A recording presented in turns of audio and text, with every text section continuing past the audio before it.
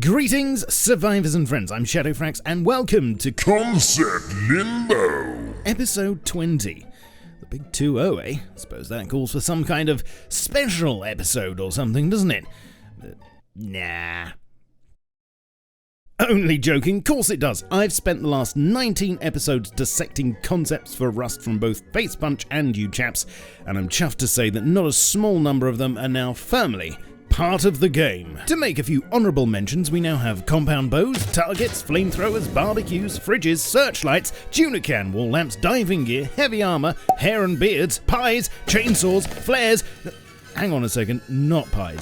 Damn you, Helk! Chainsaws, flares, fire arrows, flame turrets, shotgun traps, scientists, and boats! But despite all of these, and I'm in no way complaining here of course, there are still quite a number of official concepts that are firmly wedged in the crack of limbo, and that's what this episode is about. My top 10 official Face Punch Rust concepts that I've looked at in this series, but that have yet to be made part of the game and that aren't already on the roadmap somewhere. Disclaimer vision! Now I do want to make it clear before I start that despite coming up with them in the first place, Face Punch are in no way obligated to add these. They're just the ones that I'd personally like to see happen at some point. And in time-honoured tradition, I'm going to be counting them down in reverse order. At number 10, no, it's not the Prime Minister, it's skinnable interiors. First mentioned way back in 2015, some interior faces for blocks were made to support building skins, namely basic wallpaper and carpet floor textures. The idea was to empower us to tass up the inside of our bases the way we wanted, which may or may not be a good idea. This was just a first coat, but apparently wouldn't be that hard to implement according to the dev blog. Sadly, we don't have them yet, but the observant amongst you have probably already twigged that they've both been recycled in the airfield. Sneaky. So at least all that hard work wasn't wasted.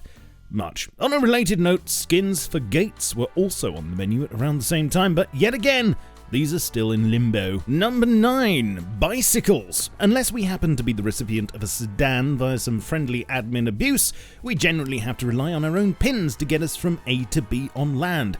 You might be aware though that modular cars are planned and on the roadmap, along with the ability to finally ride horses and hogs, apparently. But there's one suggested mode of transport in limbo that resonates with me, not because I think it's superior, but actually the opposite, because it comes across as just the sort of janky piece of equipment that's in keeping, I think, with the original spirit of Rust. That is, of course, a bicycle, and these concepts from October 2015 show how a modular approach could yield a number of different but equally crap combinations. Just like all local bikes, it would be a cheap, easy to get hold of ride that wouldn't offer any kind of protection, but it could also be hidden in bushes and help you either escape a pursuer or make lightning loot runs with the occasional stunt thrown in for good measure. Oh, and they should accept code locks too. Number 8, the whale. A very long time ago, on a beach far, far away, March 2015 and somewhere in ZBrush to be precise, a new type of resource node was being modelled that would be both natural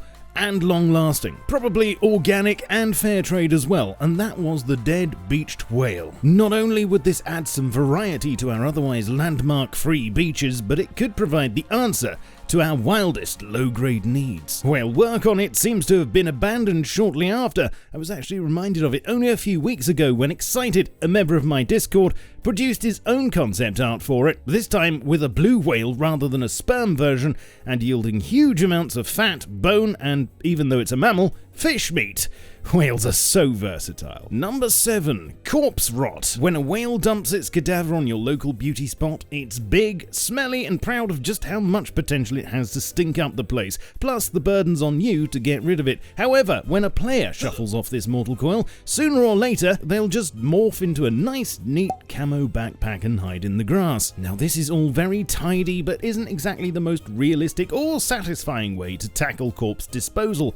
A couple of years ago on the dev blog though, these delicious animations were posted with the idea of being able to visually determine just how dead a player is. Fresh bodies might indicate a recent airdrop or Zerg attack, whereas a tower surrounded by rotting stiffs might not be the best place near which to throw up a base. And around the same time, a related idea had been discussed, and that was to have vultures circling overhead where large raids or battles had taken place, and this would add yet another layer of situational awareness. Perhaps even crows could be used to do the job, as this other recent piece of community concept art shows, circling above dead players and maybe animals as a kind of poor man's airdrop.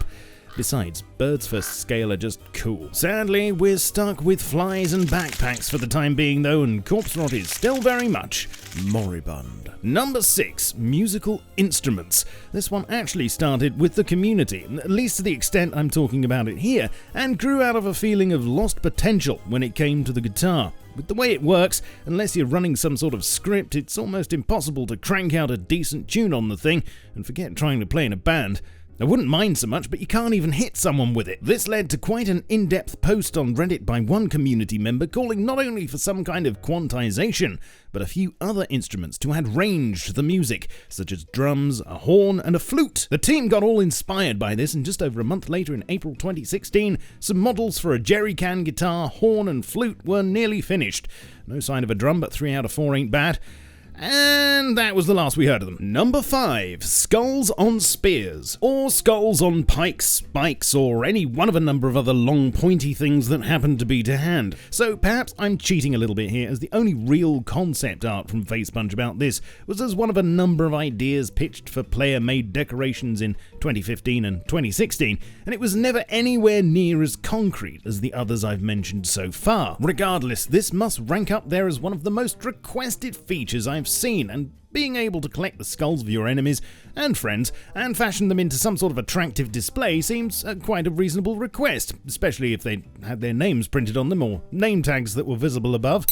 Bit of a no-brainer. Quite literally. I'm pretty sure it wouldn't take that much to implement, and we've got all the ingredients. I mean, I'm not a developer, but as far as low-hanging fruit goes, it's virtually a root vegetable, isn't it? Or maybe a root fruit. At number 4, it's Rad Animals / Mutants. I miss Rad Animals. The way in Legacy that they used to bound up to you all happy and then give you gifts when you murdered them, it's just not quite the same now. I'm not feeling it, you know? This idea of having certain animals on the island that are special, exceptional even because of their habit of drinking Mountain Dew or something, feels like what Rust needs. Talking of which, have you read about those actual radioactive boar in Sweden, the Czech Republic and other places that have been eating nuclear mushrooms irradiated by fallout from Chernobyl all those years ago? Yeah, they're a real pest apparently, and the meat'll turn you into a human glow stick. Yeah, it's mostly down to the mushrooms. Hold on a minute. Rust has mushrooms. The mushrooms. Maybe that's what it is. Anyway, back in February 2016, some new concepts for updated Rad Animals such as a boar and bull were drawn up, and even a prototype was modelled. These wouldn't just be stronger versions, but would have glow-in-the-dark weak spots or pustules filled with radioactive custard that would help players with good aim to take them down faster. And let's not forget these chaps either, from about the same time, a type of mutated hairless Bigfoot character left over from experiments on the island. Ultimately, however, all of these were left on the shelf where they remain to this day, and it seems that their place has instead been taken by a less fantastical loot container.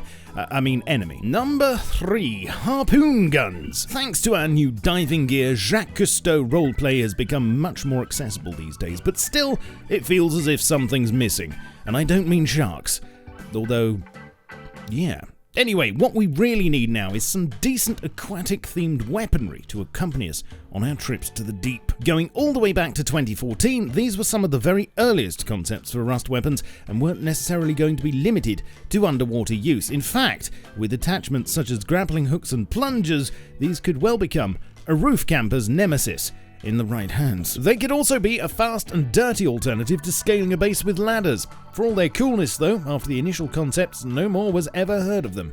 But I'd still love to see them one day, even if it was just for remotely farming pumpkins. Number 2. Ignition. For some time now, we've been able to barbecue our meat locally, but what about remotely? Now that would be living the dream, and back in April of 2016, we were teased rather cruelly with that very prospect. Flamethrowers had just been added, and owners of wooden shacks everywhere were being spit roasted in their own homes. But the problem with the fire system, something that hasn't changed, is that it simply consists of fireballs which act like physical objects and do damage in a radius without anything actually catching fire. With this in mind, and with the plan to add fire arrows, which we now have, Helk started work on an ignition system which would see buildings, deployables, and even other players turned into a hot, fiery mess. But sadly, it was put on the back burner and left to smoulder. Which brings me to my number 1 concept, and it was tough for me to decide which one intrigued me the most, but for a long time there's been a question hanging over Rust like a big, floppy, swollen, hot air balloon of uncertainty, and that is, of course, the issue of wipes. Specifically, if Rust could ever become wipe-less. Now, I'm not totally convinced that such a thing is possible, although it is on the roadmap as the holy grail of Rust, and it looks like the plan centers more around player progression than traditional server wipes. But there was one particular related concept from a long time back that was quite literally the bomb. Yes, you know which one I'm talking about, don't you? That's right, Nokia on a stick. No, that was a community concept. And as we all know, way too OP. You wouldn't just wipe a server with it, you'd destroy the game. No, I am of course talking about the bomb concept from all the way back in September 2014.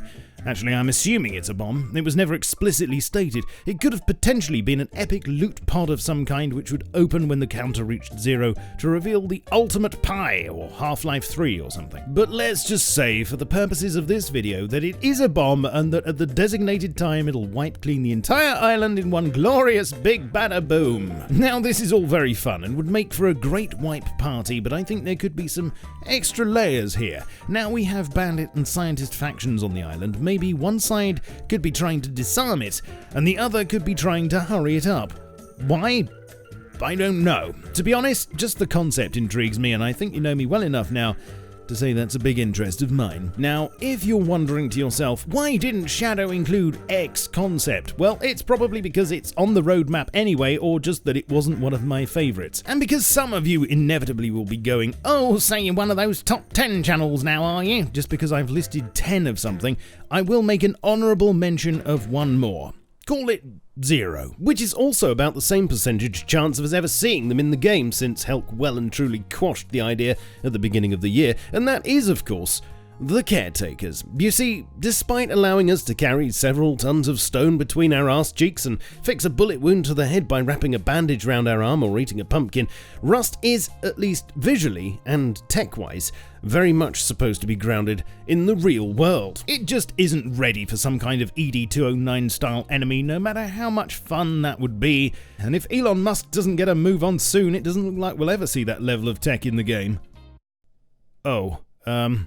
Okay, I hope you've enjoyed this special look back episode, and in the next one, I will be returning with more community concepts from you chaps. So now I've shown you mine, it's time to show me yours. Which concepts would you pull out of Limbo if you could, and what would be your number 1? Leave me a comment, please. I'd like to say a massive thanks to my amazing patrons for their continued support of my channel. Links to my Patreon and all my other online domains such as Twitch, Twitter, Facebook, Discord, and my Steam group are in the description. I shall catch you all soon, but in the meantime, keep calm and stay rusty.